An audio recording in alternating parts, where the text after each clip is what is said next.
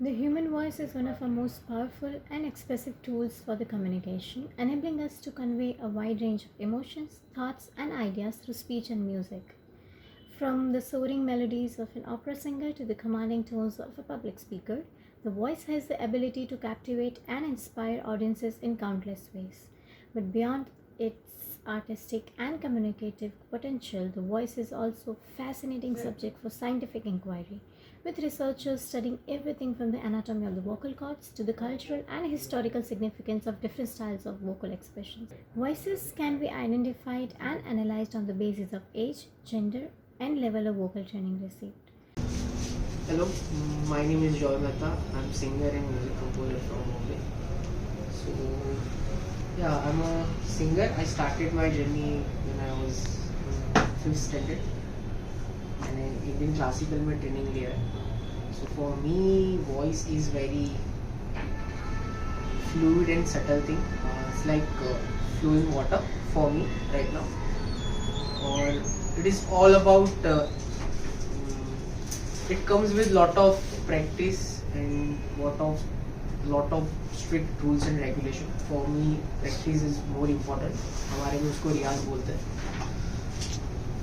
So voice को develop करने के लिए सबसे इम्पोर्टेंट है रियाज, और सही तरीके से रियाज सबसे ज़्यादा इम्पोर्टेंट है. मेरा तालीम हुआ है क्लासिकल में. मैंने लिया है इंडियन क्लासिकल वोकल. दो तरीके का होता है, वेस्टर्न होता है और इंडियन होता है. मेरा तालीम इंडियन में हुआ है. सो मैंने क्लासिकल का डिग्री लिया है वोकल में और हारमोनियम में. सो मैं थोड़ा ब्रीफ बताना चाहता हूँ कि रियाज का मतलब क्या होता है. For Indian classical there are lot of techniques कि आप कैसे बैठे हो, आपका क्या पोजीशन है, बॉडी पोस्चर क्या है, वो सबसे ज़्यादा मैटर करता है. दूसरा है सबसे इम्पोर्टेंट चीज़ मैटर करता है आपका ब्रीदिंग कैसा है, आप कैसे सांस लेते हो, सही से सांस लेते हो कि नहीं. थर्ड इम्पोर्टेंट है कि कोई भी गुरु आप पे सुर चेक करेगा, पिचिंग देखेगा. जैसे कि ये सारे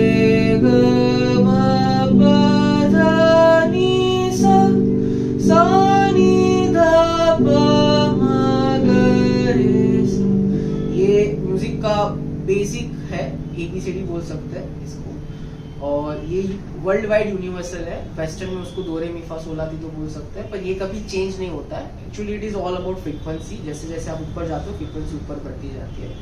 म्यूजिक को ऑलवेज 440 फ्रीक्वेंसी पे मेजर किया जाता है, और अगर वहां पे आप सुर में गाते हो तो वो अच्छा साउंड करता है. तो वॉइस और नॉइस में उतना ही डिफरेंस है. जो कान को अच्छा लगता है वो वॉइस, और जो नॉइज है एक्चुअली इट इज नॉइस. जैसे कि हॉर्न बजे.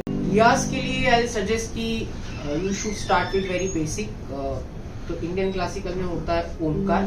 ओमकार का भी एक रीजन होता है. ओमकार क्यों पहले लेता है, क्योंकि सारे वॉवल्स आ जाते हैं ई ए आ ओ उ आई.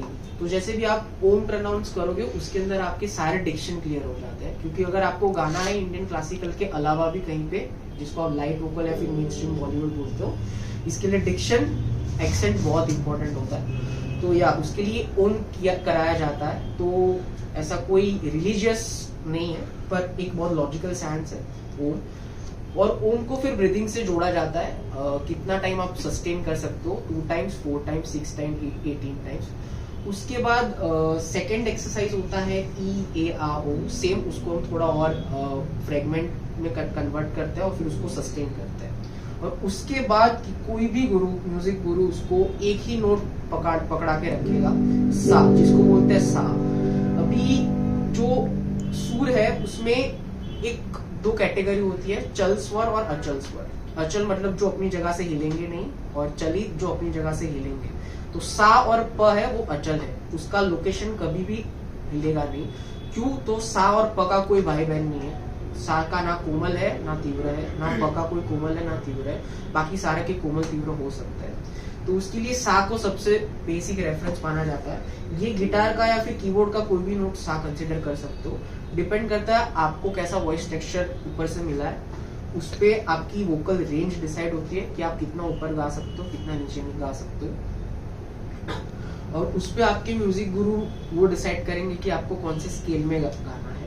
स्केल अलग अलग जगह पर डिवाइड किया जा सकता है। उसको शुरुआत में उसका बेसिक आता है octave, lower octave, middle octave, higher octave. जैसे जैसे ऊपर जाते हो आपकी रेंज बढ़ती जाती है। For me voice culture is very advance thing particular, क्योंकि अगर आप तालीम ले लिए हो, अगर आप अच्छा खासा क्लासिकल करियर परस्यू कर रहे हैं और अगर आपको प्लेबैक सिंगिंग में जाना है, तो for that you need a voice culture course. Voice culture एक फॉर मी जैसे डायमंड होता है, उसको पॉलिश करना होता है, तो उसके लिए एक वर्कर चाहिए हमको। सेम वॉइस कल्चर भी सेम चीज है, उसके लिए वॉइस कल्चर के पूरे डेडिकेटेड कोच आते हैं जो आपके वॉइस को थोड़ा और पॉलिश करते हैं, थोड़ा नरिश करते हैं, वो आपको टेक्निक्स बताते हैं। ज्यादातर वॉइस कल्चर का कंसेप्ट वेस्टर्न से आया है, बट जो इंडियन क्लासिकल का तालीम होता है, जैसे जैसे आप एडवांस बढ़ते जाते हो, उसको एक साथ ही इंक्लूड कर दिया जाता है। सो वॉइस कल्चर में बहुत छोटी छोटी टेक्निक्स इन्वॉल्व होती है अकॉर्डिंग, जैसे कि आई शो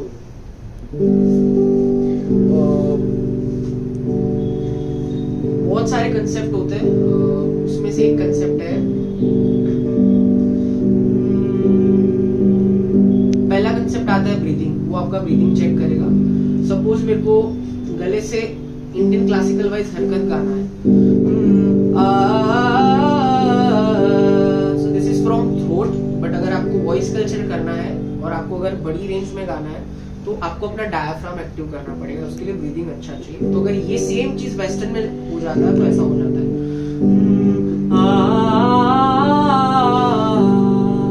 उसको अगर हमको नाम देंगे तो ऐसा हो जाएगा, दो रे मी फा सो ला टी ला सो फा मी रे दो।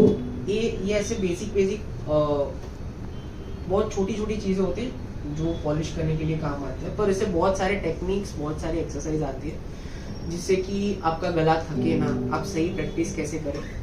सो या वॉइस कल्चर बहुत एडवांस के लिए आई सजेस्ट कि एडवांस जिसको परस्यू करना है सिंगिंग में करियर, उसके लिए voice culture is most important. Indian classical में एक बहुत बेसिक रिजिड स्ट्रक्चर है, यू शुड फॉलो दैट।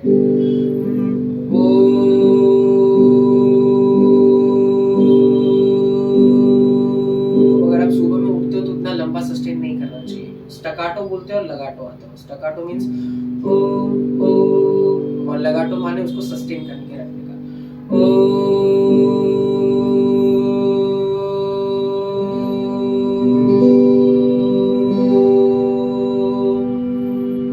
ओम में बहुत बड़ा कैच है।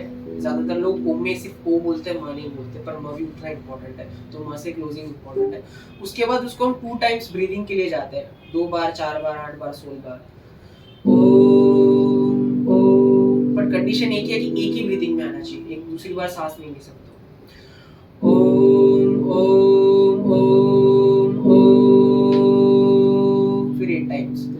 ओम ओम ओम ओम ओम ओम ओम ओम। सेम ई ए आ ओ में आता है।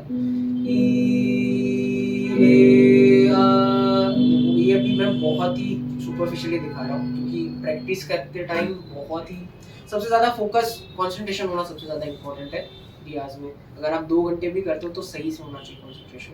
और उसके बाद अलंकार का बेसिक पैटर्न है। हमारा पहला अलंकार ये माना जाता है, सारे गा मा पा धा नी। फिर उसमें अलग अलग पैटर्न्स आते हैं जिसमें आप खेलते हो और आपके दिमाग के साथ भी खेलते हो और सेम टाइम गले के साथ भी खेलते हो।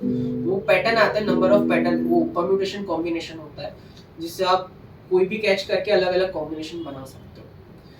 तो वो करते हैं और फिर उसके बाद हम आकार में चले जाते हैं। जो भी हम बोल के करते हैं सारे गा मा पा, तो हम उसको फिर आकार में लेंगे।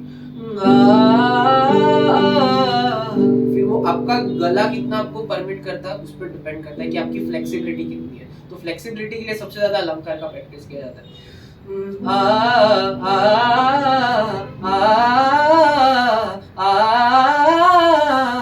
तो ये जो आता है वो प्रैक्टिस से आएगा, एक रातों रात नहीं आता है। तो जितना प्रैक्टिस ज्यादा अलंकार का करते हो, बेसिक सूर है कि सा को साधना चाहिए कम से कम। जितना आप सा को साधोगे सारे, क्योंकि बेसिक समझ यही है कि गिटार या फिर कीबोर्ड का कोई भी नोट सा है, तो जितना आप उसका प्रैक्टिस करते हो उतना ही आपका सुर ज्यादा स्ट्रॉन्ग होता है। આપણા જ જીવતરની આપણી જ વાર્તામાં આપણે જ રાજા ને રાણી. ઓહો, આપણા જ જીવતરની આપણી જ વાર્તામાં આપણે જ રાજા ને રાણી. હો, પરીઓના દેશનું નામ સ્વપ્ન નગરી, એ નગરીના રહેવાસી આપણે. પરીઓના દેશનું નામ સ્વપ્ન નગરી, એ નગરીના રહેવાસી આપણે.